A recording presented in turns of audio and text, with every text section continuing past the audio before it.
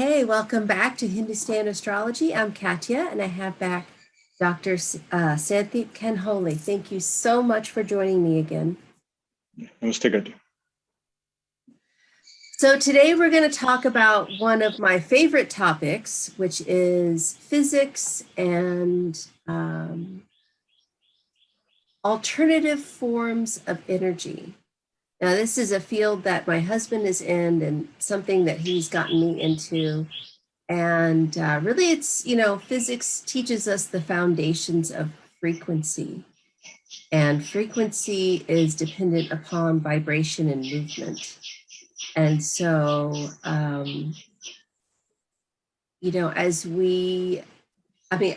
just the other day, we had our electricity go out because there was a storm. And so I was really, appreciating Tesla and his innovations. And the electricity that we enjoy, we really kind of take it for granted, but we live out in the country, and we are going to be getting a generator, like a Generac generator, which is like a big one that basically when the electricity goes off of the grid, it switches over to the generator. But in the meantime, we're stuck in this dilemma where the electricity goes off sometimes. And so it just really brings me right back to appreciating the innovators and the pioneers of frequency. And one of them is Tesla, Nikola Tesla. And so last year, Santhip and I did a video on or rather, he presented his theory and what he's learned about the progressed chart, actually using the Varshaphal chart, which is the solar return chart, and then using the idea of progression. So that when applied to this theory, basically you are using the solar return chart, and then each house is a different month. So the month that you're born in is the Lagna house. And so like if you're born in June, that's the first house. And then the second is July. And then you can see throughout the whole year what's going to happen to you. And this is a different theory that I had learned because, traditional Varshaphal teaches you to use the Muda Dasha, which is a different calculation. And so I thought it would be fun to apply this theory to Tesla's birth chart and, play with some of the events in his life and just see if this theory works, because when I looked at it, it seemed to work. And so I want to see what Santhip has to say about it. So with that, I'm going to go ahead and do my screen share.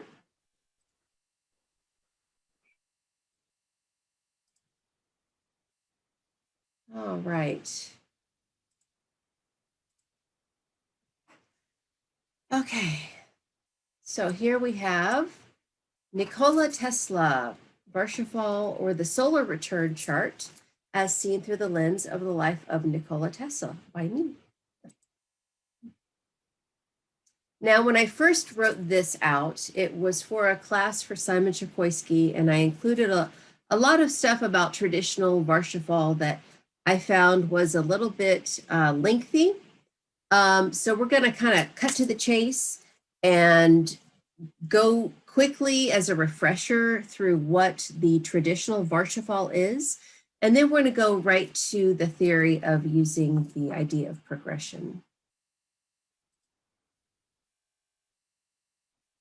So Varsh means year and Phal means fruits in Farsi, the Persian language. It is when the sun returns to the exact degree of your natal sun. So it's your birthday chart, and it's not necessarily on the day that you think you were born. It's when the sun returns to the position when you were born. So the Varshaphal in the context of astrology means result of the year.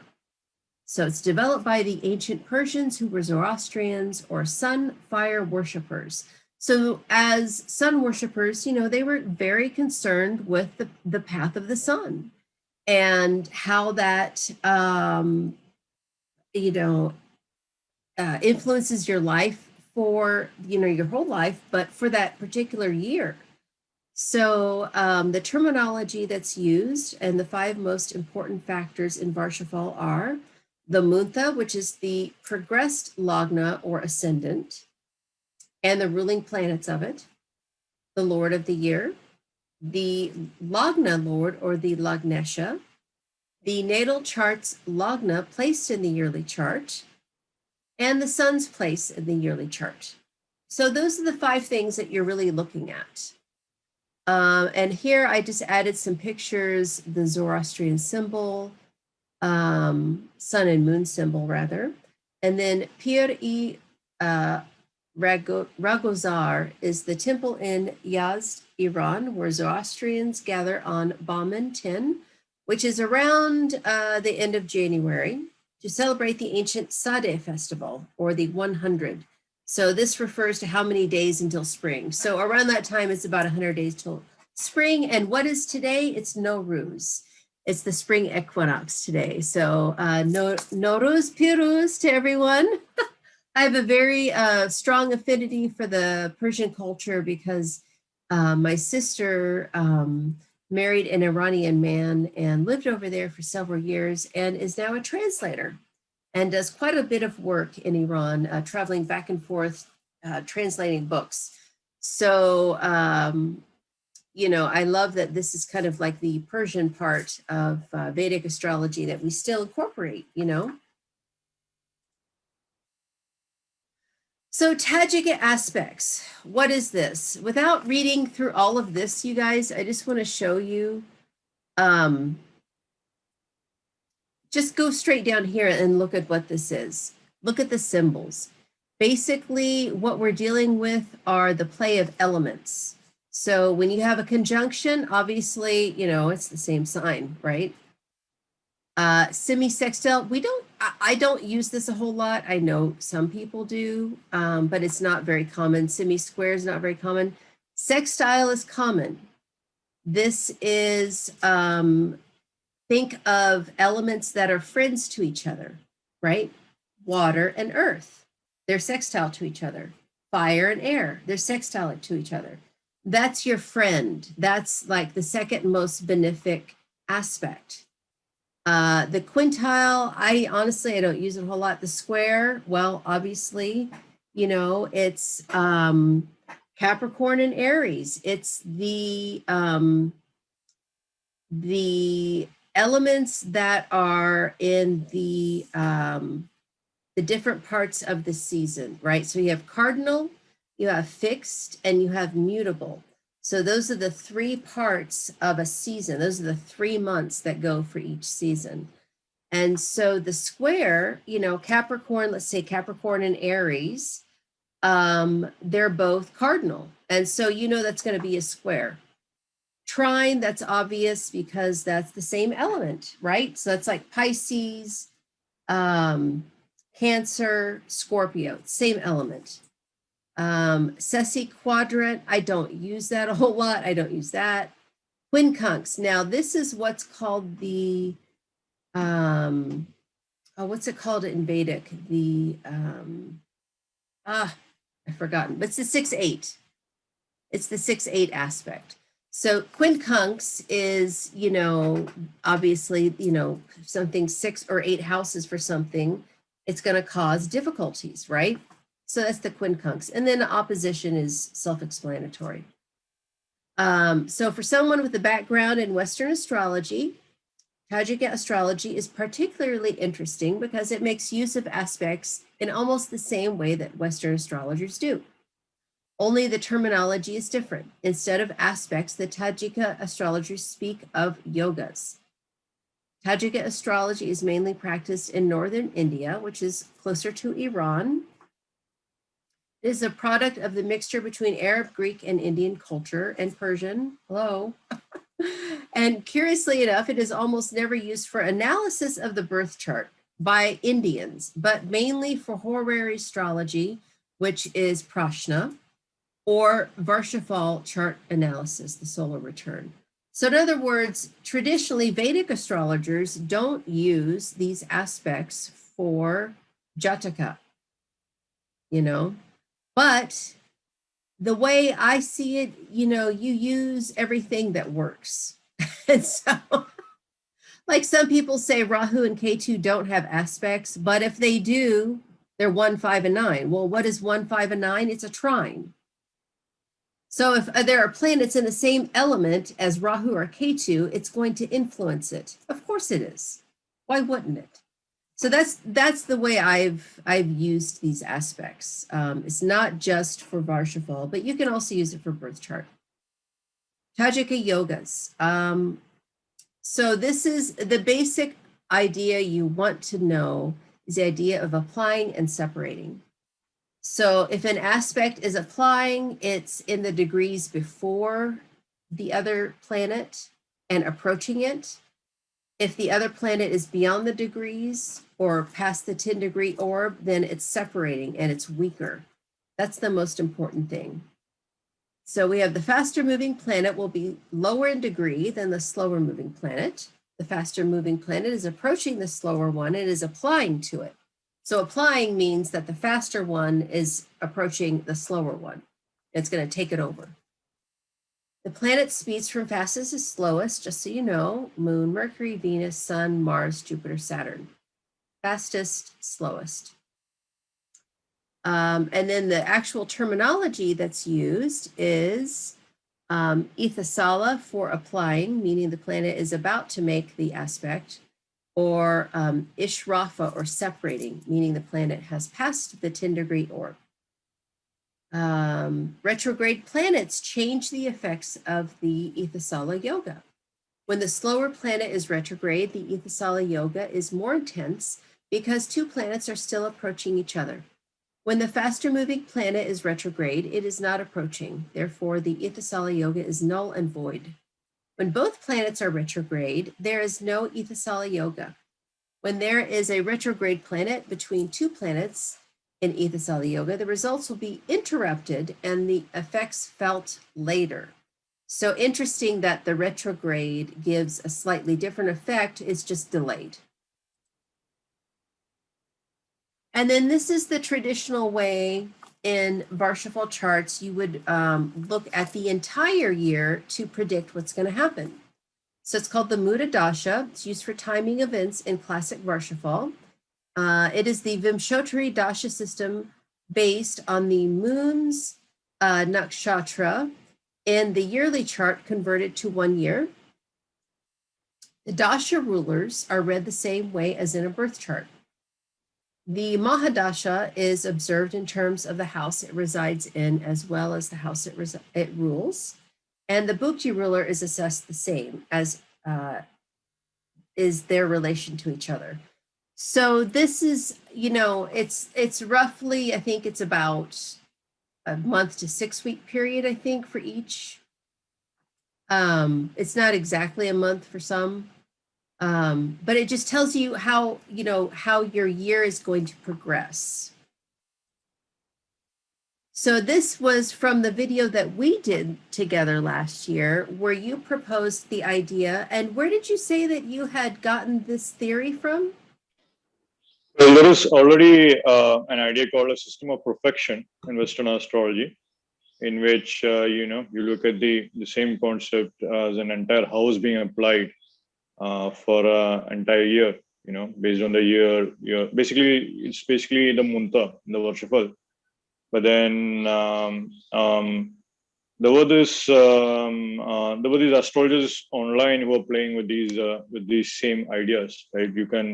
What about munta at the month level? What about munta at the day level, right? What about munta about multiple year levels, right? So that's when I realized, and when I began to look with that, then I saw it was a viable kind of a thing. It was a concept that could be applied even at the scale of months. I mean, out there are astrologers who apply even this at the level of days, even. Right. So it's a progression. I remember Munta is still a progression of sorts, but this particular idea which I shared is also essentially another kind of progression. You're kind of looking at it from the level of months and so forth. Just like how we compress the Vimshotri Dasha from 120 years. Instead of looking at it, we just compress it to an entire year. The same way we are applying this concept of manta, which is applied for an entire hours over a year, we have compressed that to one particular month. That's what was actually going on. That's the principle behind it. So that's why it works also, in my opinion. Right. And I personally, I found it works because it's so easy to use. You just go to your Varshaphal chart. Like, let's say you're using Cosmic Insights on your phone and you open up your chart, you go to your Varshaphal chart and you find your logna and you go, oh, okay, that's my birth month. So that's what's going on that month. And then you pick that apart, unpack everything in that. And then, oh, the second month is the second month past my birth month. I mean, really, it's such a simple system. So let's just kind of unpack this a little bit. So these are the tips and tricks using progression by Dr. Santhip Kanholy. And I'll just add, Katya, that this is definitely not a classical astrological technique. It's coming, you could say, out of playing with some techniques. Like I said, the logic I just shared, I think I would encourage the viewers or whoever is watching this video to experiment with this and try this out and see if it applies or not. So hopefully we will be able to convince you with Tesla's video, Tesla's chart at least, that this works. So that's what's great about it. So it'll be interesting to see also. For myself, I mean, this was something that I always loved about Western astrology, was studying the progressed charts. Because, back in the day before we had astrology, we had ephemerises. And so how would you do your progressed chart in Western astrology? Well, you would find your birthday in the ephemeris, and then you would just count forward however old you were. And then wherever the planets are that day, that was what's happening in your year. And it works. It works. And so, you just have to play with it. So let's just unpack it a little bit. So using progression from the logna shows fixed karmic events. So if you are using the Varshaphal chart and you start counting from the Varshaphal logna, using that as your birth month, then that shows fixed events for that year. If you start the progression from your Muntha as the logna, then it shows more dynamic or unfixed karmic events. So what's karmic events? Well, karmic events are like, heavy things that you cannot run from. It's, stuff that you're born with in your birth chart. It's kind of like, okay, you get the sinus infection, that's the karmic event. How you deal with it is the unfixed karmic event. Your attitude and your approach is the free will, let's say. And the free will is the unfixed karma. So if you count from the Muntha in your chart, then that shows you where you have more flexibility in how to bring out the best outcome in this fixed karmic event. So you have to look at things from both. You have to look at from the logna and the Muntha. And then you want to superimpose the Varshaphal chart over the birth chart.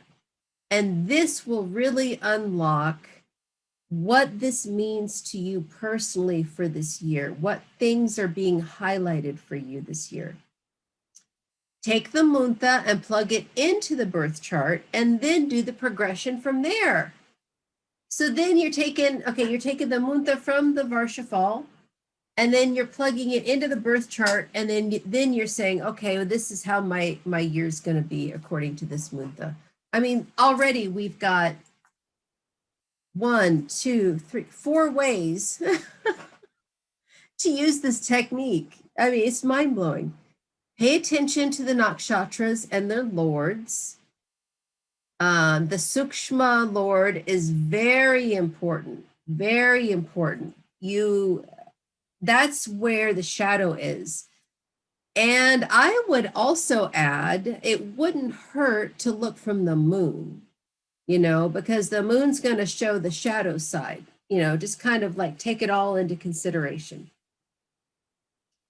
The Varshaphal progression is a house for a month, starting with a birth month. So that's what we just said. So very easy, you guys. You just open up your Varshaphal chart, use the logna and the Muntha and start counting. It's 1 month for every house. Okay.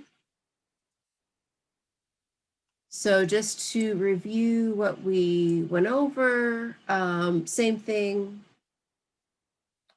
Yeah, and the reason why, you know, this is something tied into Western astrology is because Western astrology is based on the tropical zodiac, which is based on aligning the earth with the sun. It's based on the seasons, right? Whereas in Vedic astrology, you know, we use the sidereal zodiac, which is based upon the stars. So the Varshafal chart is the annual solar return chart, but in Vedic astrology, we're still using the sidereal zodiac. Now, I know, you know, people in Western astrology use this, but they're usually using the tropical. So there's going to be a little bit of discrepancy. So the Varshafal chart is the annual solar return chart cast at the exact moment the transiting sun aligns with the natal sun. The important points again. And then also you want to pay attention to the part of fortune. I guess that's the name in Vedic. The Brigubindu point. Yes, and also you want to pay attention to the yogi point and the yogi planet, because, you know, in your own birth chart, those are points you're going to pay attention to for electional astrology or muhurta, or picking the perfect time for something. So if the, you know, the ascendant for the day or the moon is with your part of fortune or your yogi point or your Brigabindu, then that's a great time to buy that stock, or, you know, book that vacation, or whatever, you know, good thing you're trying to do. Those are the times you want to pick. So those are important points also in the Varshafal. Okay, so for the analysis, yeah, we've already talked about this nakshatra analysis, superimposing charts, and the Muntha. Read Muntha and Muntha Lord in the natal chart. Okay. Progressed months for timing. Progress each month from the Muntha in natal chart to predict timing of events. Progress each month from Varshafal Lagna to predict timing of events in Varshafal. So alternate technique for timing events, just to review. Progress each month from natal chart Lagna to predict timing of events in natal chart, and month of Muntha will be important. So now let's dig into Nikola Tesla. He is somebody who, you know, we owe everything to. Like, we couldn't have done anything in this century without him. Anything that had to do with frequency, he was behind. You know, radio, you know, lights, everything. And he was quite the poet himself. He was quite the romantic. And as you'll see, Venus was highlighted in his chart. But his best friend was Robert Underwood Johnson. He was an American poet, very well known. And he hung out with Tesla, and, you know, they had just, you know, a great friendship, or true friendship. And he wrote this poem about him, so I'm going to read this. Here in the dark, what ghostly figures press? No phantom of the past, or grim or sad, no wailing spirit of woe, no specter clad. In white and wandering cloud, whose dumb distress is that its crime it never may confess. No shape from the strewn sea, nor they that add the link of life and death, the tearless mad, that live nor die in dreary nothingness, but blessed spirits waiting to be born, thoughts to unlock the fettering chains of things, the better time, the universal good. Their smile is like the joyous break of morn. How fair, how near, how wistfully they brood. Listen, That murmur is of angels' wings. So he wrote that in Tesla's lab while they were hanging out one night. Many nights hanging out. You can just imagine what it was like, right? Okay, so let's learn a quick Nikola history. Tesla was born on July 10, 1856, in the territory of modern-day Croatia, to his two Serbian parents. Tesla grew up into a bright, inquisitive, yet eccentric child who found himself fascinated by the world around him. Tesla once tried to fly by jumping off the roof of a barn while holding onto an umbrella. He devised a bug-powered motor using June bugs, but had to abort his experiment after a friend decided to eat some of the bugs. Tesla once attempted to generate electricity by rubbing two cats together, which resulted in two very mad cats and a scratched-up Tesla. On June 6, 1884, Tesla arrived in the United States. He was hired by Thomas Edison to do basic electrical engineering, and moved up to redesigning the direct current generators that ran Edison's business. Edison offered Tesla $50,000, or about $1.1 million in today's currency, to make these improvements. After completing this assignment, Tesla asked about the payment for his work. Edison didn't pay out the money. He claimed that he wasn't serious about the payment, that Tesla didn't understand American humor.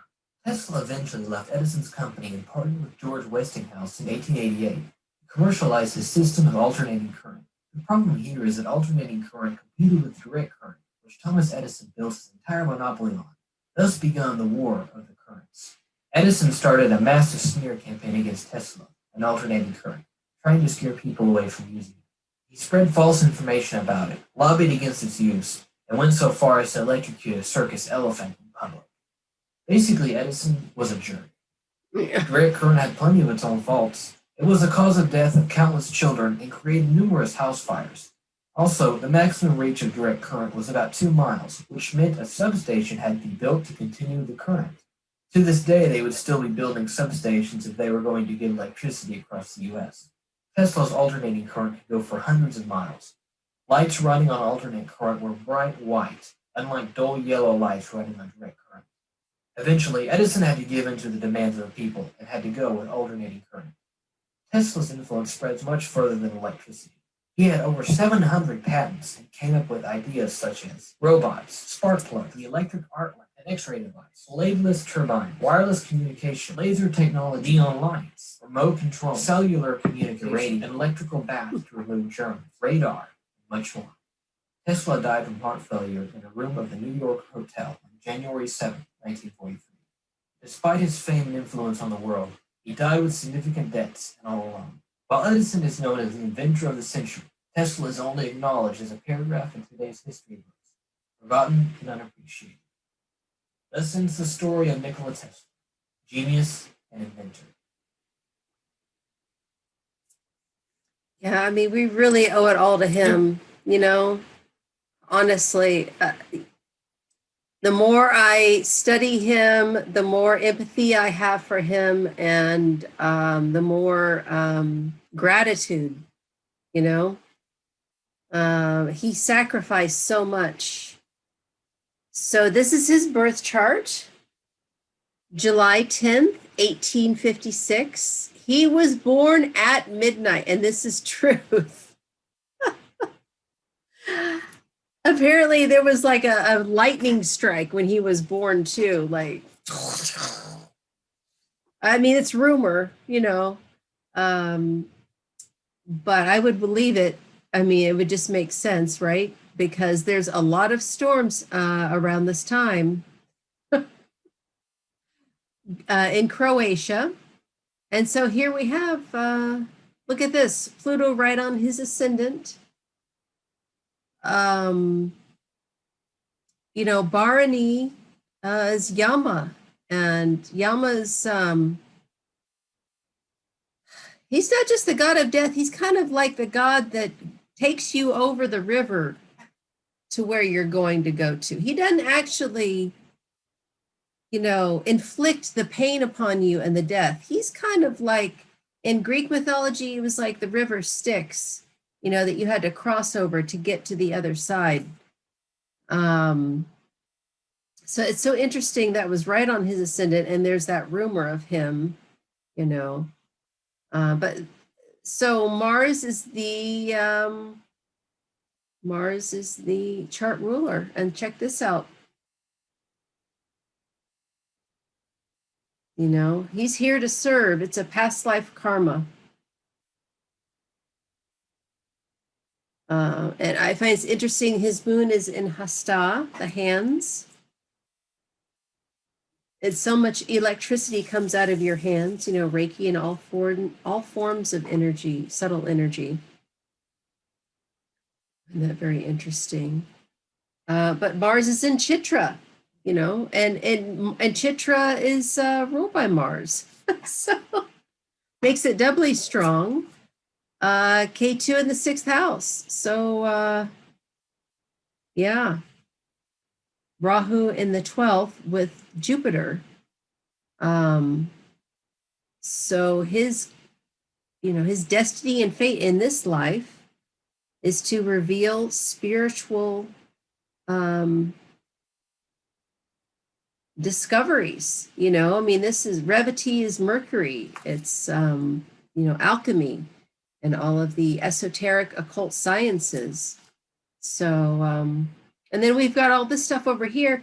And this is, you know, if you put this on top of the United States chart, we've got 4 planets in Gemini. So he definitely was completely influential as an innovator and an evolutionary for the United States. So Santhip, what do you think? Yeah, definitely. You can see Chitra is not as a nakshatra connected with the architect of the entire universe, whose name is Twastar, right? So you could see how Tesla had a natural design mind, a natural mind that is suited for inventions, devices. It is said that Twastar devised weapons for Vishnu and Shiva and all that. You know, so definitely Tesla was great with technology. Usually these natives with planets in Chitra, they do have karma with technology. You know, so whatever planet they have in Chitra, there will be some kind of system kind of thing they might organize, some kind of a device they might be building up and all that. You know, so exactly that. So you can see how Tesla had a strong past life knowledge with regard to devices. So that is with Mars and Ketu. And Mars is a machine also. So you can see that, as you correctly said, strong there. Not only that, it's also getting an aspect of a very strong Jupiter also. Jupiter is also getting aspecting the Mars. Jupiter is in its own sign. It's in Revati Nakshatra. If you look at the Navamsha placement of the Jupiter, that is also very strong. Jupiter is going to be in Sagittarius, in the Navamsha, that particular Jupiter also. So all that is kind of strengthening his knowledge, his intelligence, a very creative mind. You can see all that. Of course, the Ashwini Nakshatra is also, usually they want to create something new, right? So you have that kind of thing in which he was keen on making a new machine of sorts, all that you could see. A lot of planets in Gemini also. Gemini is also a sign of communication. So definitely you can see the technologies which he had patents for, wireless communication, remote control, all that, right? Things that you do with your hands. So you could see how his mind was naturally going towards all that. Saturn and Ardha is also very electric kind of nakshatra. So you can, because it is connected to the god of storms, right? Rudra, who is the god of storms. So you can see how eventually Tesla had a deeper impact with electricity and so forth, with Saturn being in Ardha. So you could see all that kind of thing playing out. So it's very, very interesting for him. I think some astrologers also say Gemini is also this mutable sign. So how Tesla was keen on finding this alternating current, right? It's a current that is not fixed, it's always changing. Right. So that is also a simple thing you could also see from that. And then the whole chart changes a lot of, you get a lot of new things saying you make the moon lagna or the Chandra lagna. So when you see the moon is the lagna, immediately Sun and Mercury in the 10th house, Jupiter is in the 7th house. It's a very powerful chart when you look at it from the moon. And not to mention, there is also you could also say there is a semi kind of a Kalsarpa yoga kind of thing happening in this chart also. Even though Jupiter is slightly outside, but that's still there. You know, I think what you highlighted, the point about Pluto, is very interesting. Pluto is very close to the ascendant. Definitely, he had to go through a lot of challenges in his lifetime for sure. No doubt about it. But yeah, definitely, he was a man who had a big influence in the future. You could see that Rahu, Jupiter in the 12th house is his real influence will be in the future kind of thing also. Yeah. Yeah. And you can see here that he was an artist. Yeah. You know, this whole Mercury, Saturn, Venus, Sun combination in Gemini in the third house, he was a writer. And he was actually in love with that poet's wife. But it was like a secret love affair of the heart. Like they never, you know, consummated it. But it was just an affair of the heart, you know. And you can see that from here where he would write to her, you know. And then also you can see he was known to be quite a germaphobe, and he was very afraid of catching something.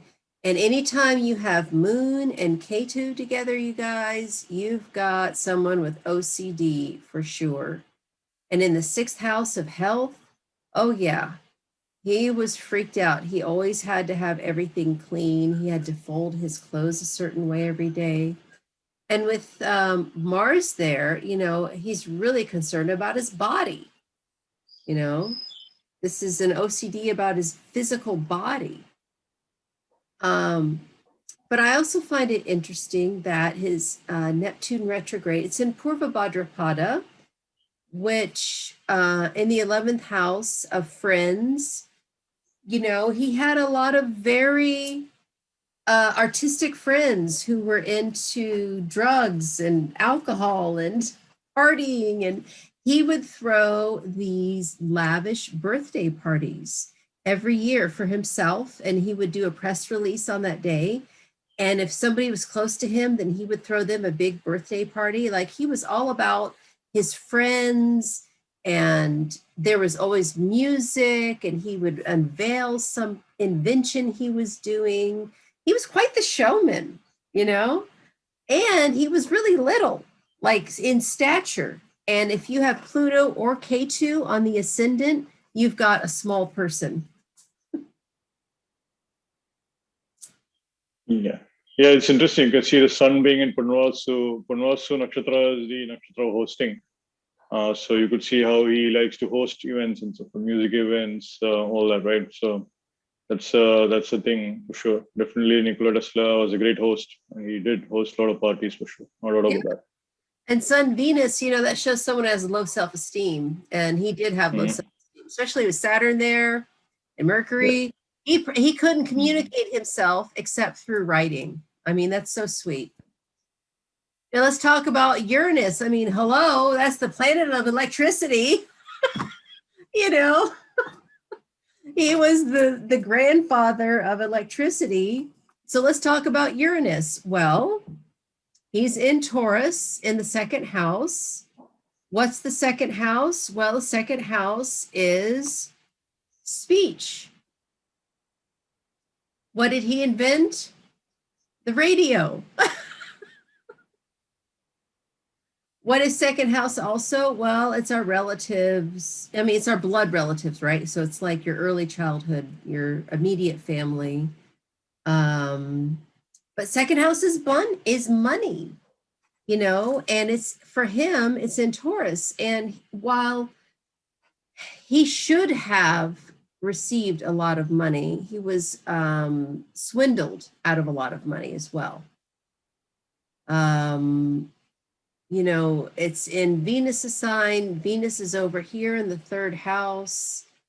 You know, I'd have to look at the complete picture with the yogi point and everything to ascertain. But his money was taken from him. So second house ruler is Venus in the third. 11th house ruler is Saturn in the third. You think this is a problem for him and money? I think so.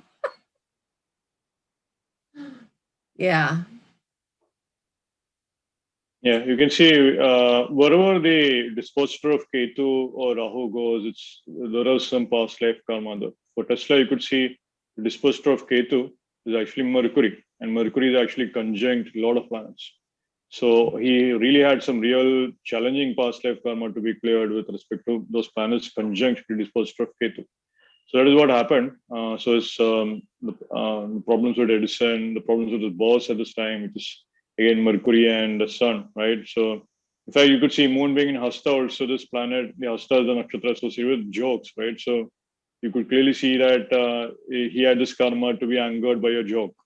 Like literally, Tesla was telling, I was just joking, and he was expecting money. He was expecting to get paid, but this past life karma had to be cleared, and Edison was the means for that.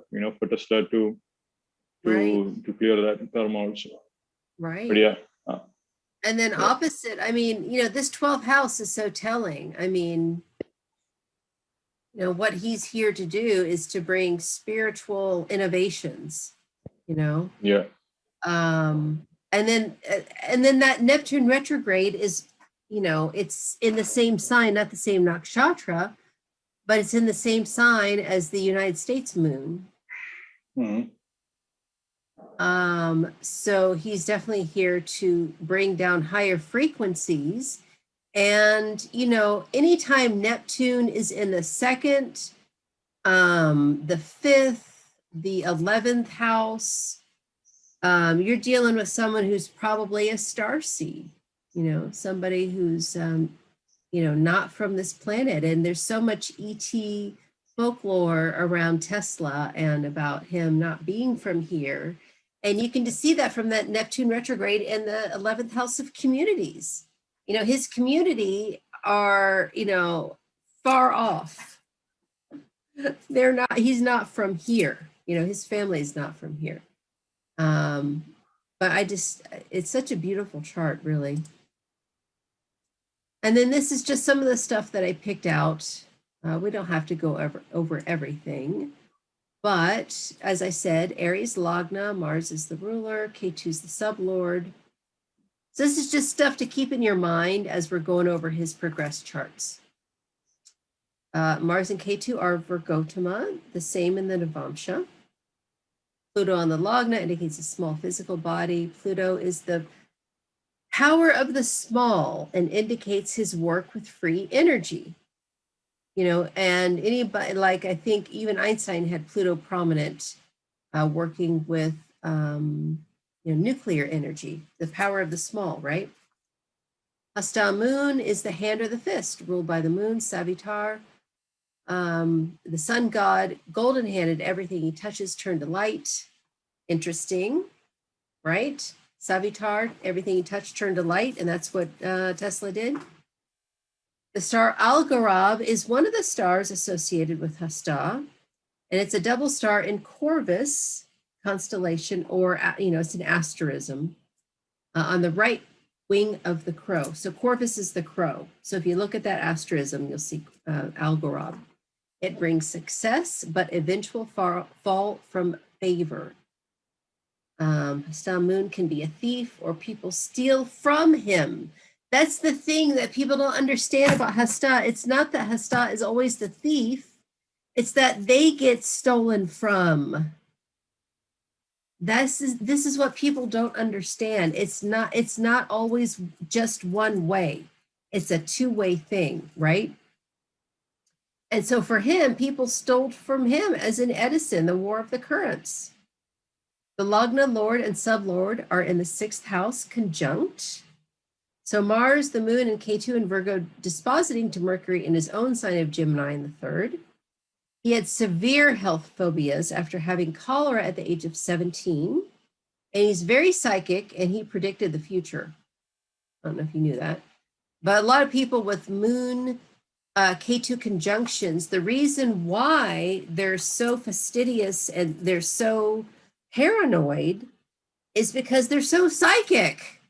And they have so much frequency bombarding them that their way to deal with it is to stay clean, or just, keep things organized, And that's what was really going on with him. He was incredibly psychic.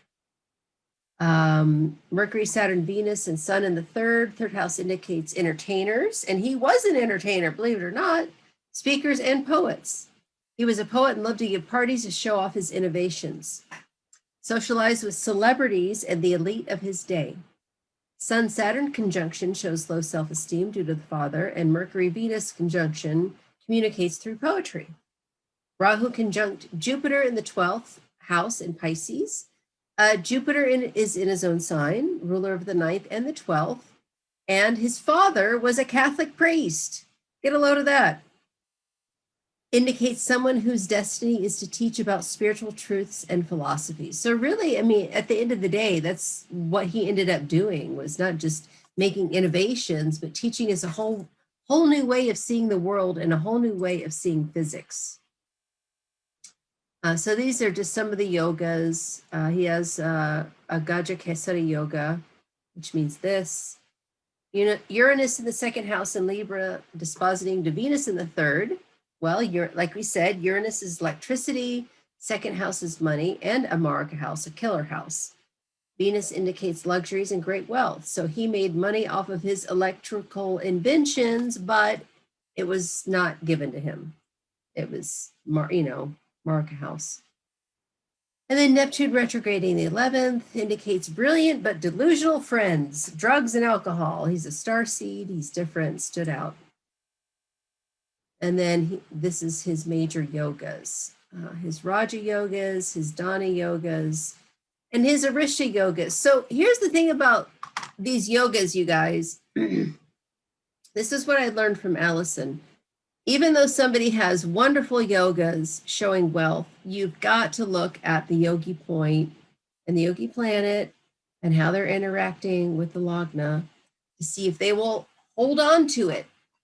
Because just because you get money doesn't mean that you keep it. It's kind of like we used to say in the dance world. It's not about getting the gig, it's about keeping the gig, Just because you got all these great yogas doesn't mean you're going to get to keep the money. So honestly, when I made this, I was not looking at his yogi point. That's something I need to go back and look at for another time because this is a lot of information. But today we're concerned with the Varshapal, right? So these are the minor yogas that he has. And then these are the prominent nakshatras that he has. So you can see, K2, Moon, Mars, Jupiter, Mercury, Mars, Rahu. Those are the planets ruling and what's kind of influencing him. So now we're going to go over, and this is my sources that I used. We're going to go take a look at his significant events in his life and the Varshapal charts associated with them. And let's test out this theory. This is going to be interesting. So I have listed everything here. And so basically the ones where I've asterisked, I have the exact date. And then the ones where I don't have an asterisk, I had to use like January 1st or, the first of the month, because I didn't have an exact date. So let's take this one. Alternating current pattern and works with Westinghouse. May 1st, 1881. Okay, so over here we have his birth chart. Yeah, there's nothing down there. Okay. And then over here we have the progress chart. So, okay, we start with the Lagna for the progress chart, which is here. And then also the Munta, which is here. And we count forward from his birth date. So he was born in July, and this was issued May 1st of the following year.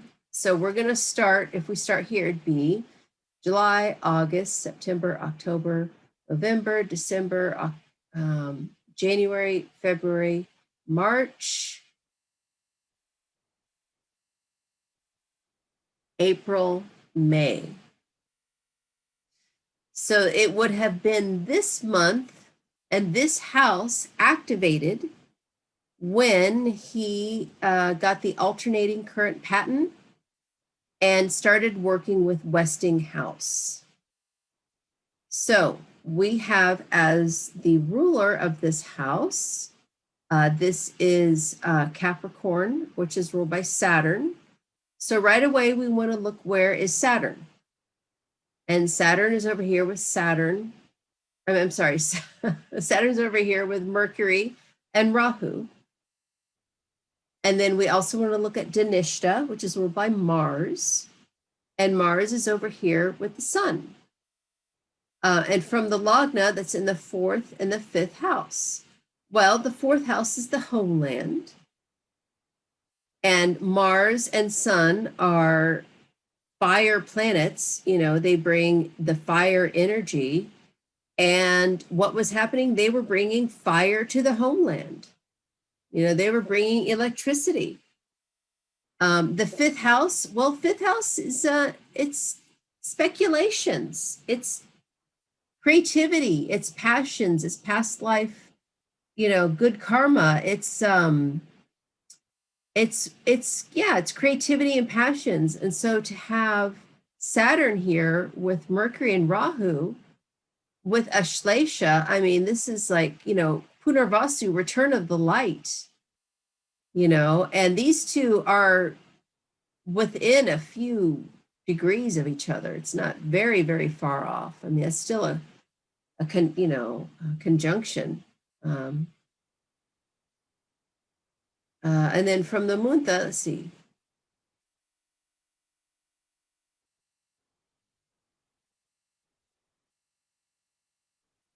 Eighth, ninth house. So yeah, transformation and new ideas. So what do you think about that? Using this date, May 1st, to gauge this event here? Well, you can see that it was a Ketu kind of event, something, you know, some karma he had from his past life, to be frank. Again, what is interesting is that Saturn is with Mercury, which is the 7th lord of partners also, you know, in this theme, in this chart. So you could see that he did form a new creative partnership of sorts. Now that month could have been an important month for him. You know, you could see that. Now, here's the other way. Remember, one of the techniques I shared was that of counting from the Munta also, right? So you can see that if you look at the 11th house from Munta, that would be the 7th house of partnerships also. So that is an easy way you can see this particular month could have been a significant month with regard to partnerships, paperwork, and so forth. Remember, Mercury is a ruler of Virgo, so that's when the filing or the patent kind of thing is playing out. Now you can see that again with Saturn, Mercury being with Rahu. So this is something, an important pattern, something that could give him great wealth and all that also. All that you can see. Now, coming back to the birth lagna, you can see Saturn is the 11th lord going into the 5th house, which is a Dhan Yoga, right? So he was trying to make some money with this particular pattern, a financial kind of thing that is being played out also. You can see that. And what is very interesting is that you can see Saturn is in the nakshatra of Pushya. Mercury and Rahu are in the nakshatra of Ashlesha. So Ashlesha is also a very interesting placement. You can see that Ashlesha is also connected with Nagas, right? So Naga is also something that is alternating.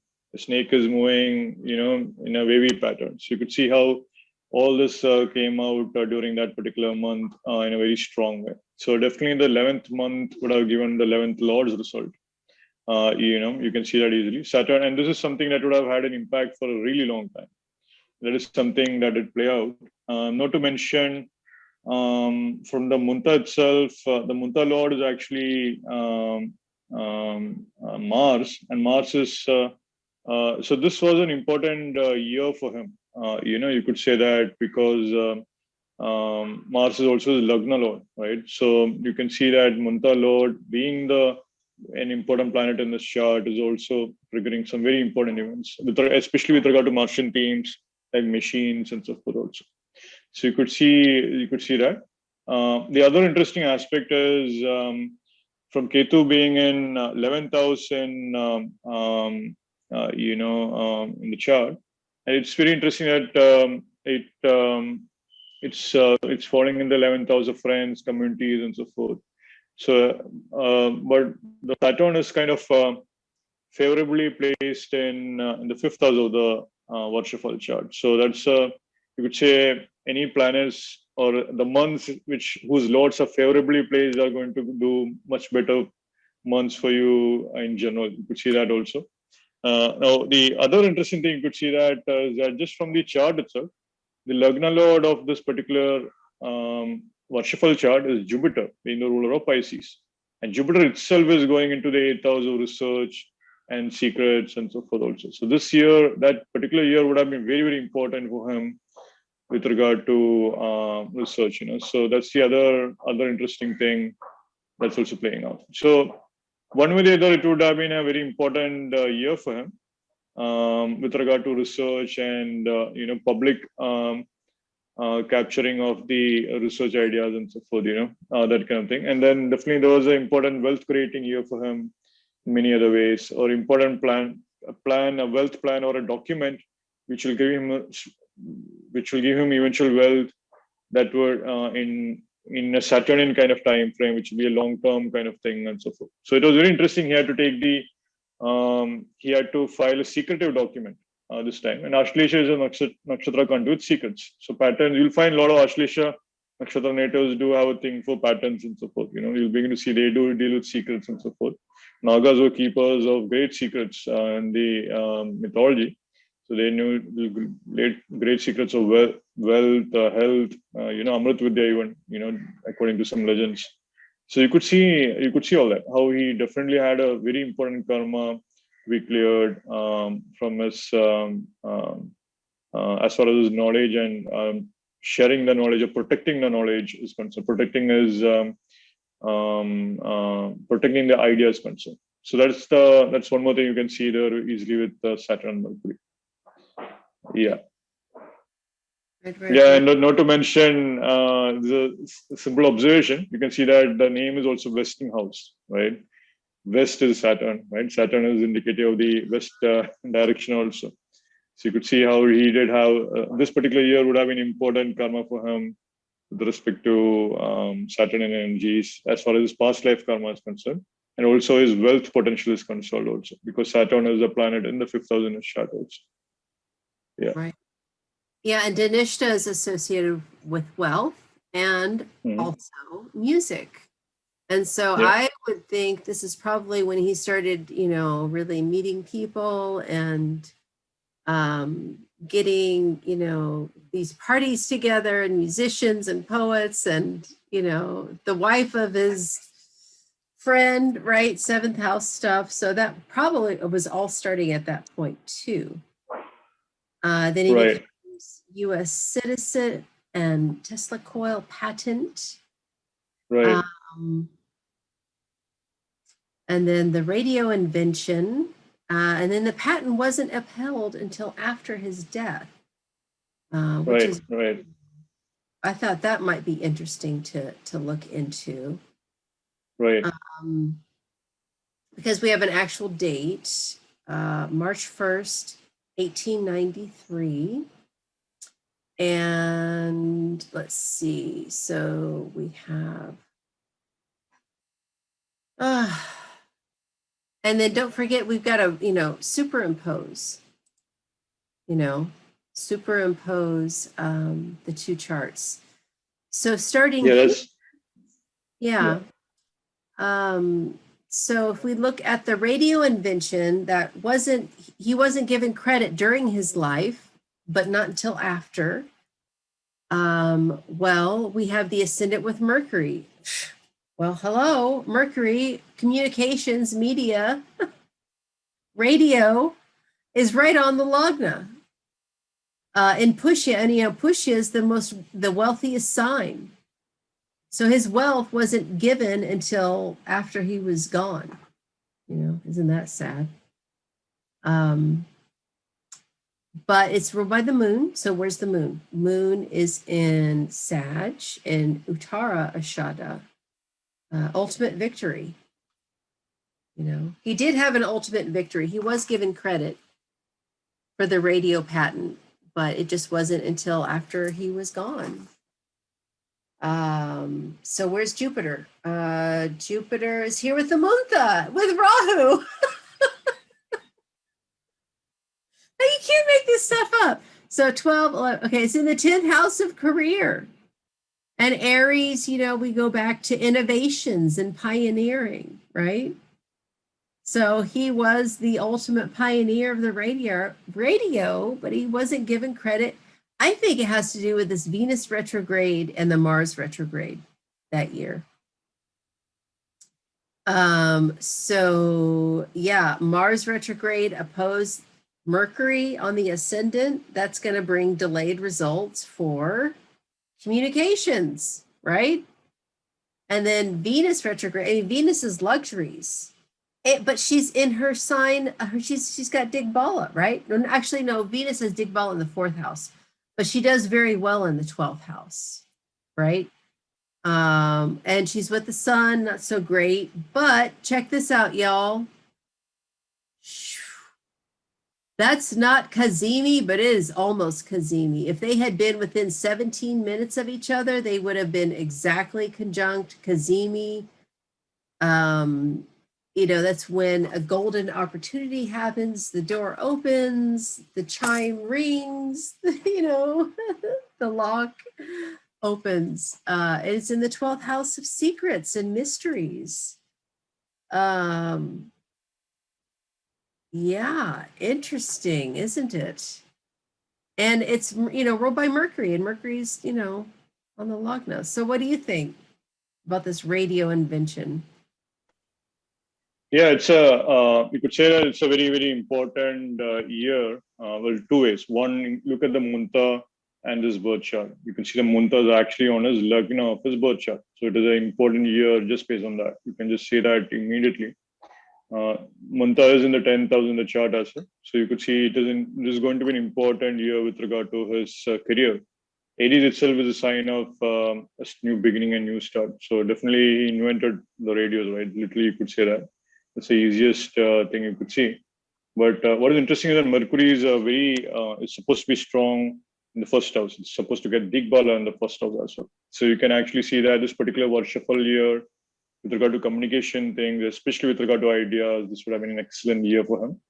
The other important thing in this chart is you can see how there's a lot of good things happening with his Mars also in the Varshafal. The Mars is the 10th lord in the 7th house again. So Mars and Mercury aspects many times can be communication devices requiring communication, or invention with regard to machines, ideas regarding machines, all that. So you can see how all that is kind of doing important year. And Mars is very strong. That is his 10th lord, also the lord of Rahu in the chart also.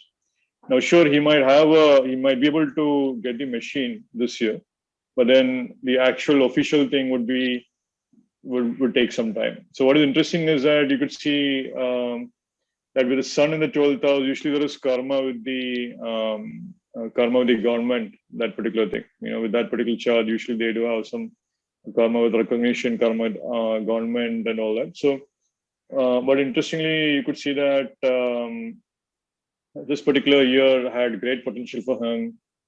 Planets, Jupiter is on the Munta. The Munta Lord is Mars, which is exalted, and it's retrograde as well. So as you correctly said, with retrograde planet, that's why the device itself had its own karmic thing with Mars being retrograde. So only after its death and so forth. Now, the death part you can see strongly just because Rahu is in Barney, and getting an aspect of Mars. So that is also pointing to this aspect which some enact that will play out after his death, kind of thing. It's one of those things that played out, and importance that will become very, very important after his death. So this particular year had a very strong potential for that. And not to mention, what is interesting also is Mercury, and one simple technique is to look at the concept of dispositors. For instance, here you can see Mercury is a dispositor of Saturn and Sun. So wherever Mercury goes in, it will carry the energy of Saturn and Sun because it is loading those two planets, right? So you can see that particular aspect. So Saturnian energies are being channeled to his 1st house through Mercury. So is the case with Sun also, Sun and Venus to be frank. So two malefics, Lord Mercury is the lord of two malefics, right, in this chart. So there will be some challenging kind of energy, but still because Mercury being in Digbala in the 1st house and Mercury is, there is this the other planets being strong with Jupiter being in Kendra and Mars being in Kendra, he was able to overcome the challenges which the Mercury was bringing also. So that is the other thing you can see here. And Moon being in Uttarashada, as you correctly said, there would be some themes of battle. Again, the victory is happening in the second half of his life or even at a later point. So there would have been some challenge. So usually a lawsuit, a legal thing is a Trishal Nakshatra event. That's also one more thing you can see playing out in the sixth house. But yeah, though there was this, though he was able to invent the device and all that, the pattern, you could say it was a very important event for him. Again, you can see Sun being in the house of Gemini, but it's in 12th house also. So it's almost like there was this. He might have been inspired by this dream, to be frank. In this particular year, Right. because Sun is in the 12th house of dreams also. So right. it's very interesting. You know what I found about Venus retrograde, though, is that people that have this in their birth chart, they never feel like they get the love they deserve. Mm-hmm. And here, he never felt like he got the love he deserved for this invention. Yeah, that's true. And it wasn't it didn't activate until after he was dead. And so that whole Venus retrograde, Mars retrograde is pointing to that. I mean, it's so sad, Yeah, definitely. Yeah. And that Pluto-Neptune conjunction, I mean, they're almost exactly conjunct, and it's in the 11th house for him at that time. I mean, what is radio? It's music, Neptune, right? What is Pluto? The power of the small. Well, how does radio get to you? Well, through these very small frequencies. It's so interesting. Yeah. It's in the 11th house of communities, it's just amazing. And Uranus K2 in the 4th, he transformed the homeland. Really, he transformed how we not just how we communicate, but he transformed our own thinking, our own frequencies, because suddenly people were in touch and they could find out what was going on in Europe or whatever for the war, Yeah, you can see that Uranus is in the nakshatra of Swati also. Swati is the nakshatra of Vayu, right? So it's a Rahu ruled nakshatra connected with wireless transmission and so forth. You could see how he changed the whole entertainment field, how he changed the whole thing with that. So it was the time, it was the time when that particular energy could be tapped into very easily. He tapped it. He tapped into it very, very easily. You could see Uranus aspecting the 10th in his chart also. That's a very strong influence. And not to mention, again, his Rahu is in Bharani Nakshatra, ruled by Venus. And Bharani Nakshatra natives do have a karma of pioneering something also, something that they appreciated for after a long period and so forth. Rahu is the 8th lord in the chart, lording the sign of Aquarius also. So there's invention, the secretive kind of thing, unexpected discovery that he made. And usually Jupiter being a 9th lord in the 10th house is a very strong Raj Yoga also. So that is the best Raj Yoga you could ask for. This Varshafal was definitely, this particular year was a very strong year for him in many ways. So he was able to capitalize on that. Excellent year with regard to future opportunities is what I would have told him, with Jupiter being a 9th lord in the 10th house. So that's exactly what played out for him. The point about Pluto is very interesting because Pluto and Neptune was in the nakshatra of Rohini also. So, it's, in my view, that's also a lot of karma with creating something new, creating something that will leave a big impact and all that. You could kind of connect with all of that, with Pluto being in Rohini. So remember Rohini, the lord of Rohini is also Prajapati, who created the entire universe as well. So definitely that kind of karma did play out for him, in which when the invention that particular year was very important for creating an entire universe in the future. So radio became a huge thing, which eventually led to the TV and all that, right? So you could see all that, yeah, definitely. And, March 1st, so that would have been this month. So if we counted from July, August, September, October, November, December, January, February, March. So it would have been this month using the progression theory. And this month is ruled by Jupiter, and Jupiter sitting here with the Muntha and Rahu. That's right. Yeah. In Aries, the pioneers. So there you go. So that's how you use this, month to month theory. I mean, it really works. It's amazing. I've been using it with my own chart, and you just see things that you would not have seen before.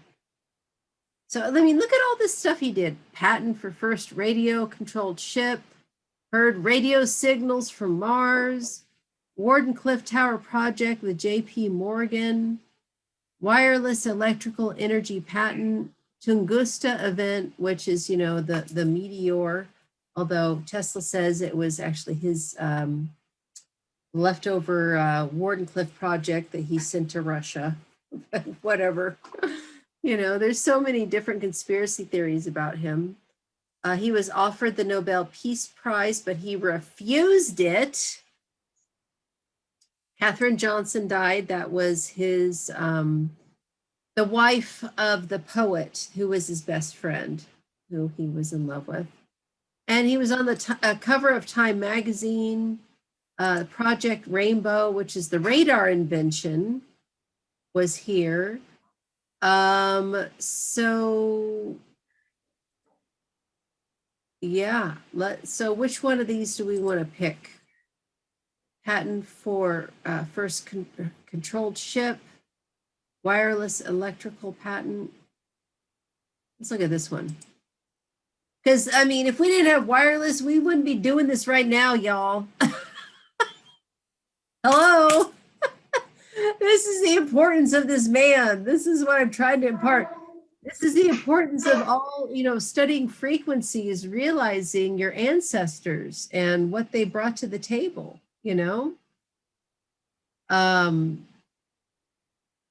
Yeah. So that's the patent. So this is the day of the patent, or the year. It was 1902, January 18th. And so,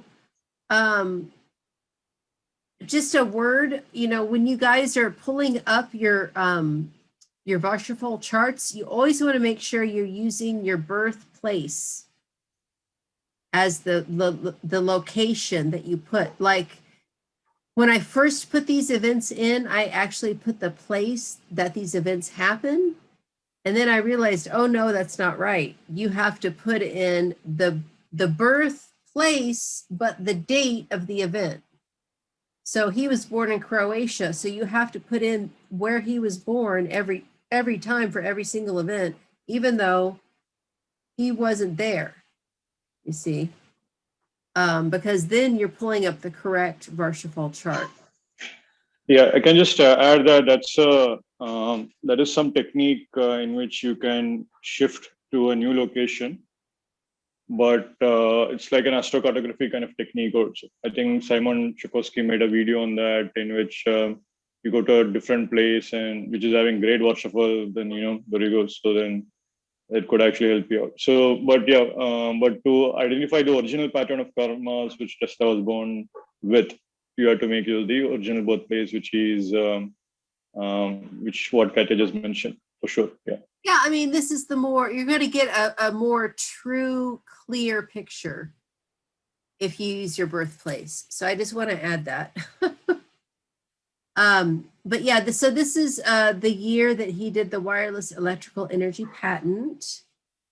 We see that the ascendant has Rahu, again, ascendants with Chitra, the, Vishvakarma, the architect of the universe.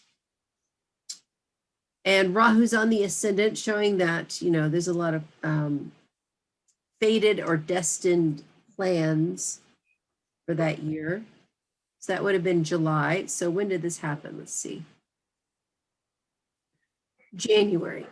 So if that's July, then we know opposite would have been January. So Moon in Ketu in Kritika in Aries Well, again, we're back to Aries, the pioneer, right? And Kritika, it's Kartikeya. And we've got that Moon Ketu conjunction. He was so psychic. That's what I get from all of this, was that he really was just channeling all of this information. You know, that's what this indicates to me. What he was good at getting out of his own way and putting his ego aside and letting the information just spill out. You know, that's what I see from this. Because if that's the month when he invented wireless, when he had the wireless electrical energy patent,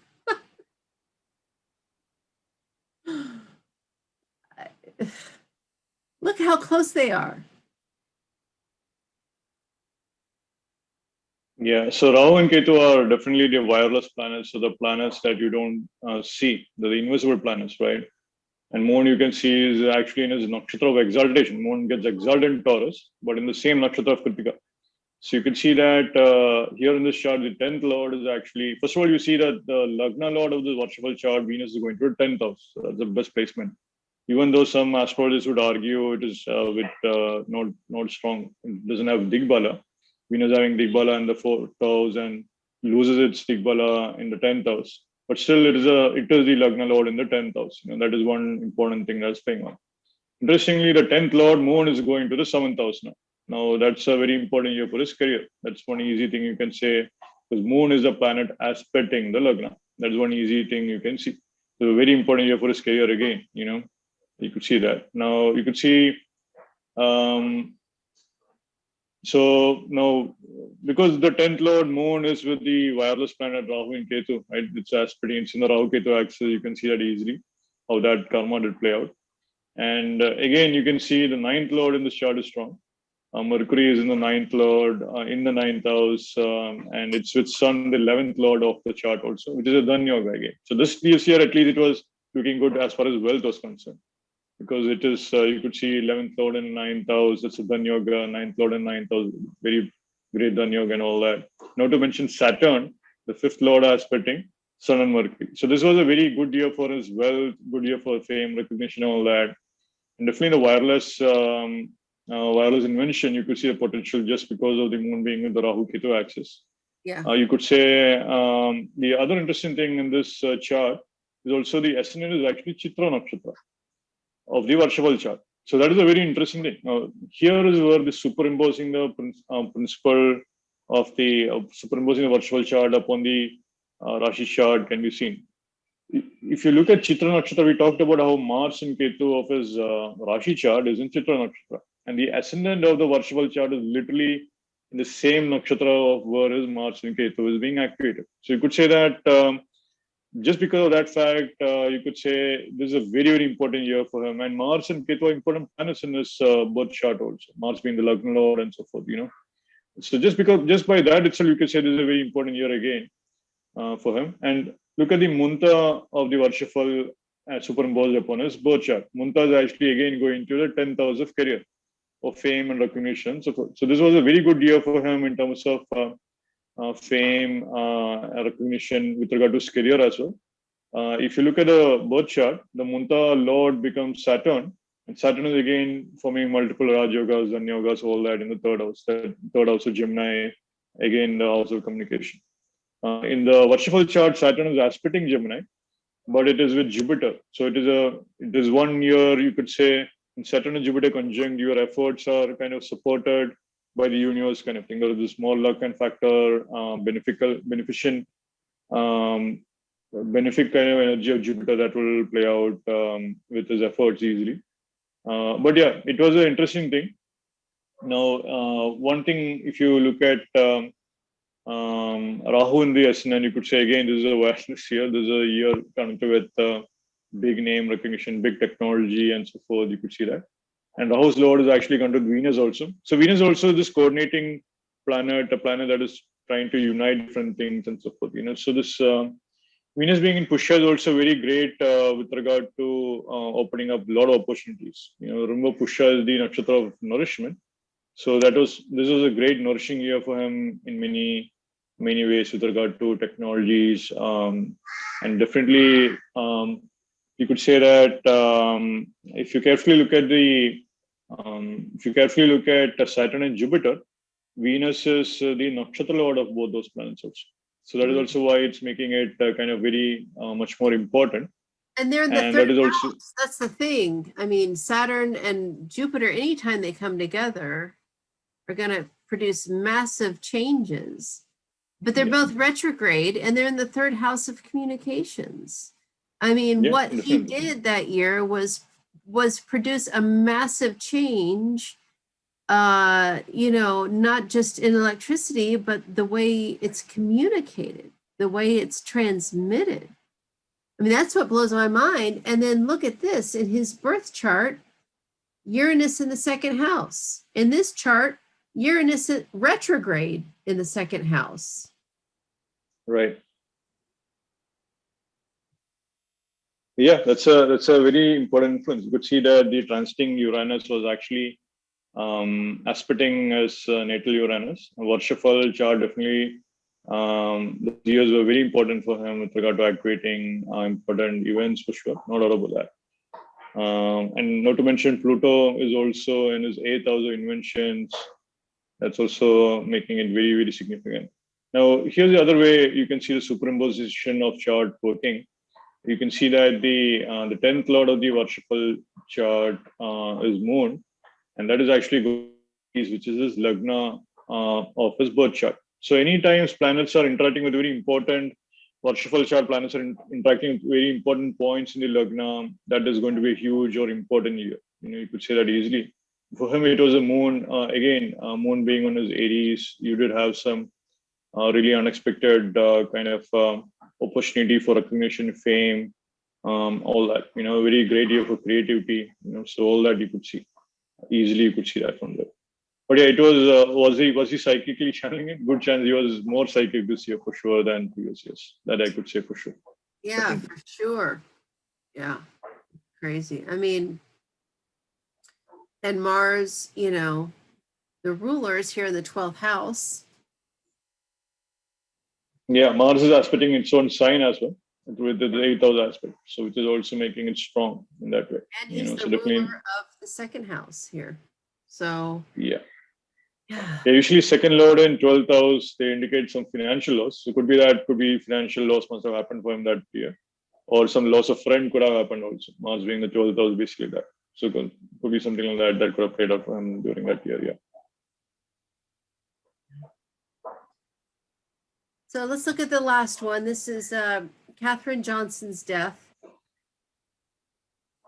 I mean, we could look at his death too, but I thought this was interesting because, let's see, the ascendant, let's see, when did it happen? It happened December 31st. So this would be July. And so December would be the opposite. I'm sorry, January would be the opposite. So it would be this month. So July, August, September, October, November, December. So this is the month for him in his Varshaphal that she died. It's pretty heavy. It's heavy planetary combination. And it's in the 6th house of, hardships. Yeah, remove 6th house also the 12th from 7th house. So you could say that it's a challenging year for him with regard to relationships for sure. So a loss of friend, Mars being in the 6th house, right? So a friend whom he might have desired. So you could see that kind of challenge could have happened. Of course, the 7th lord in the Varshafal chart is in Scorpio sign, which indicates in the 3rd house as well. 3rd house is the Bhavat Bhavam of the 8th house also. So you could see this kind of challenging kind of year with regard to relationships for him. Relationships and so forth and all that. It was a heavy year for him. Jupiter being retrograde in the chart also. being the important lords, so fourth lord and seventh lord, and the Munta lord. Remember that the Munta lord is Jupiter, which is also the seventh lord, and so this is a karmic thing where he had to face this transformation with regard to his partner or his family or a sense of comfort or friends. Literally all that played out. And you can see that even from Venus being close to Pluto in the Varshapal chart. Pluto is the planet of transformation. And superimposing the Pluto Venus upon his birth chart, you could see he was going through his Venus return, almost about to go through his Venus return, this particular thing. And that would have been Pluto is going to transit over all his charts, planets there in Gemini. So that would have been a challenging, he had some challenging years for sure. The Lagna Lord of the Varshapal chart is Mercury going into 11th house with Neptune also. Now, this particular Mercury, though it is getting an aspect of Jupiter, you could say Mercury is getting an aspect of Saturn as well, who is exalted. So there is this challenging experience which he had to go through in this particular year. And more importantly, you can see Saturn is the Lord of Ketu. So like I said, the dispositor of Ketu has its own blemish just by that association. So there is some challenging kind of karma there. So Saturn aspects Ketu. Well, Saturn is linked with Ketu by dispositorship. Ketu aspects Saturn as well. And that Saturn is aspecting Mercury, which is kind of making it much more heavy for him for this entire year. Right. So definitely that was a challenge, definitely a challenge for him. And you can see Mercury being the Lagna Lord, and that is also the Nakshatra Lord of Jupiter, the Munta Lord on the chart. So that, and all Jupiter and themes, therefore, are very, very important for him in many ways. So I cannot say that enough. And if you superimpose the Varshapal chart and look at the Munta again, now it's the 9th house here, but look at the Munta Lord right now. Munta Lord is Jupiter going into 8th house in this birth chart. So there you go. So you can see this unexpected kind of challenge, kind of karma, the transformation kind of karma which you had to face. Anytime you have Ardra and Mula prominent, this axis prominent in your Varshapal, you're probably going to go through some tragedy. That's just how, and all you got, just look at it like a painting, right? Just look at how these three guys are outliers to all of this. If this were Rahu and Ketu, this would be a Kalasarpa Yoga, and these guys would be outside. But just seeing that this is outlying, you just see, accident, loss,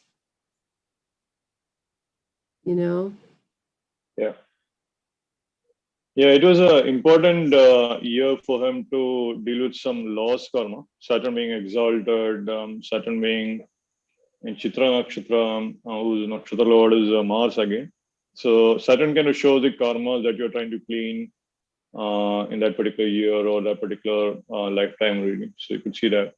And of course, the transiting Saturn looking into his, was actually in the 7th house of his birth chart also. So he definitely did some hard experiences with regard to relationships could have happened for him, for sure. And Moon being with Saturn also is not a great thing because it has its own, it's like this Varshapal chart is having Sadasati effect almost. You could say that immediately. And in the second house of the Marika house, one of the Marika houses. Yeah. Yeah, Marika houses. So definitely that's a challenge. It was like an emotional Marika for him, so he was emotionally, he felt like a big part of him died. That's the thing you can see. Planet, that's the other way to look at the Markas too. And like how this planet can indicate the aspect of your soul that is dying, right? That kind of thing. So though he did not die, but his partner definitely, or the one whom he had an emotional bond with, had to go through a transformation of sorts. Women in his life, kind of was the one who experienced death. That's again, you can see that planet is aspecting the 8th house of transformation also in the Varshapal chart. That is one thing you can see. Now, though it would have been a good year for him career-wise and so forth, Sun is Digbala in the 10th house, Venus is retrograde, Venus is lacking the Digbala again. So usually when Venus is kind of lacking the directional strength, there is nothing much you can do for it. That's one thing that can say. So you have to witness the passing of a loved one or so forth. That kind of thing is one more interpretation you could see. But now if you simply look at the Varshapal Lagna is actually going on top of his moon, Mars, Ketu in his birth chart. So that itself is telling in terms of, again, Mars being the sixth house in his birth chart is being activated and all that also. So that itself points to that. So you can see how these techniques are kind of revealing different sides and different aspects and so forth, different sides of the same story is being awakened and all that, yeah. And all this stuff is lighting up all this stuff. Yeah, definitely, yeah. You can see it now for him because let's see for him, Sun being his already conjunct Venus and Mercury, and Venus and Mercury are always hovering around Sun. You could always expect Sun and Venus conjunction to happen with most of his Varshapal chart, But then Sun Venus Mercury conjunction or Sun Venus Mercury to be in the neighborhood of Gemini and all that, you can expect that. But for him, it was kind of interesting because Sun and Venus is actually is also on top of Saturn also, so that's kind of adding it. It's a strong thing. The other way you could see that the Sun Venus karmas in his chart, this karma being separate from someone whom he likes. That's a Sun Venus kind of karma. Because the Sun is a separative planet and so forth. So that's also one more thing that played out for him. In that particular way, what is Venus was separative, and that's one aspect there. But Pluto being in Ardha, that's the that's the intense thing. So yes, he did have this karmic thing, but it is what it is. Yeah. Oh, all right. One more. We'll look at his death. Look at this. Yeah. Wow. You can see that. Uranus conjunction. Look at that. Uranus return. Ah, yeah. That's crazy. Yeah. Was this a challenging year for his health? Yeah, good chance because Saturn is with the sixth lord and the Lagna lord Venus. You can see that. So Saturn is with Venus, which is a challenging year. Just by that, you could see. Saturn is again linked with Ketu in the chart. Saturn is the disposer of Ketu again. Saturn is aspecting Mars also. So there's a lot of malefic influences in this Varshapal chart easily. So that's one thing you can say. Mars is not getting his debilitated cancelled. It's a debilitated Mars here. So he is experiencing that in a very raw fashion. And not to mention, the ascendant of the Varshapal is the second house of the birth chart. So big year, big Marika kind of year for him that particular year, just because of that. Well, and January, right? So he was born in July. So July Right. would be this month. And Right. so January would be the Scorpio month. So this would have Yeah. been the month that he died. Yeah. And that ruler is Mars. And Right. Mars is in the third house, debilitated with Pluto that year for Right. him. I mean, Right. yeah. That's a very challenging month for him, challenging year for him for sure. And the challenging aspects of the year got triggered in that month. You could see that Mars is also the 12th lord, right? So one of the things that was said was that he died in isolation.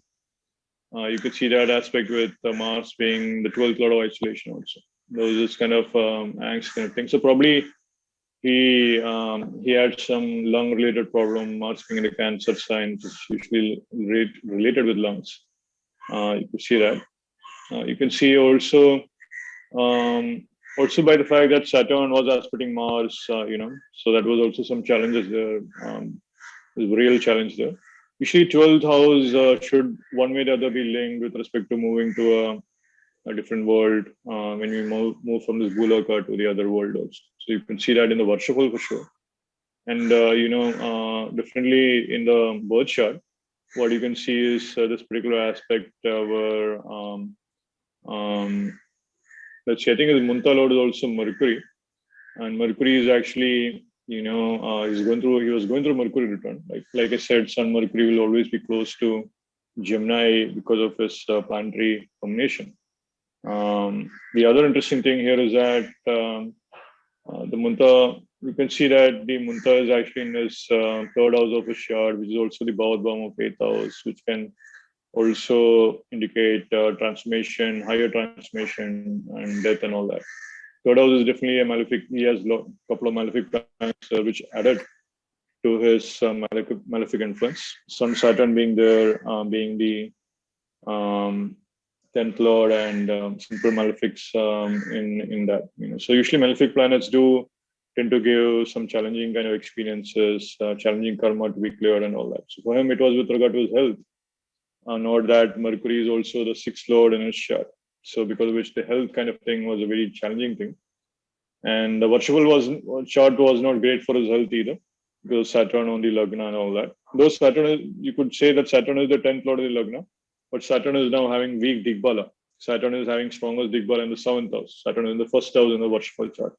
So you could say that he couldn't do much about his health that was kind of going down. That kind of thing was also one more thing that played out for him. Well, and Saturn's also giving his 10th aspect to K2. That's right.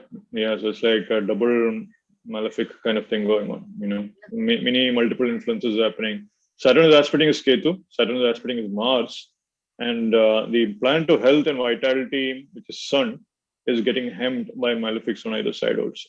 So if the Sun is strong, you can say, okay, you will be able to survive the problems and so forth. But Sun is hemmed by Mars one side, Saturn on the other side. That kind of a challenge brought about its own challenge also that. So all that, all that played in together, came in together, all that you can see. So it was not a great year for him, challenging year. You can see that immediately from the Varshapal chart. And then the other techniques kind of showed in. You can see the precise month where the challenges came up and so forth. All that. So it's usually with the Mars aspecting Ketu or Saturn aspecting Ketu, there's a real karma of doing real spiritual practice that was needed, during that particular month. One way or the other, spirituality would have been highest for him during that. And usually when it's when you're about to die, spirituality becomes strong for you. It's a natural thing. For sure, you would have become very spiritual at that point and so forth. That kind of thing you can say. Definitely, I can say that. But yeah,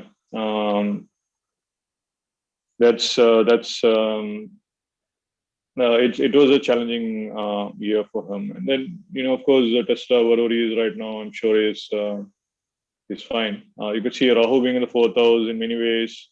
That particular year, Varshapal chart did all the promise for him to finally go back to his homeland of sorts, wherever he came from.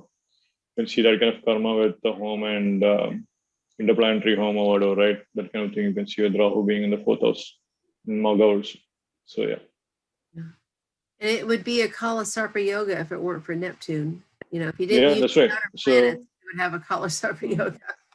Yeah, so you can see that it's a Kala Sarpa Yoga year also. That's also adding to the intensity of this particular year. I think it's in the 4th and 10th house axis. So that's creating a challenge. Now remember, Rahu is in a moksha house in this particular year. Moksha house can also lead you to liberation. So it is also that particular year would definitely have brought about some challenges for him for sure. Yeah. Yeah. Oh, well, rest in peace, Tesla. Yeah, so I think very clearly you can see that you can use this idea of progression with the Varshaphal chart, and it works, you guys. You just have to unpack it. It's something that's not commonly used, but I think it's probably the easiest technique. Just coming from experience, you could just use it very easily without needing much help. So I hope this helps. And of course, as always, if you like this video, please click the like button and subscribe to my channel. And also don't forget about my new aromatherapy products. They are the Navagraha elixirs. They're in my shop on my website, which is HindustanAstrology.com. And I'll put all the links down in the information section. And thank you very much, Santhip, for joining me to go over this video. I think it's a fun technique for you guys to work with. And yeah, until next time, we'll see you. Thank you. Namaste. Namaste. Yeah.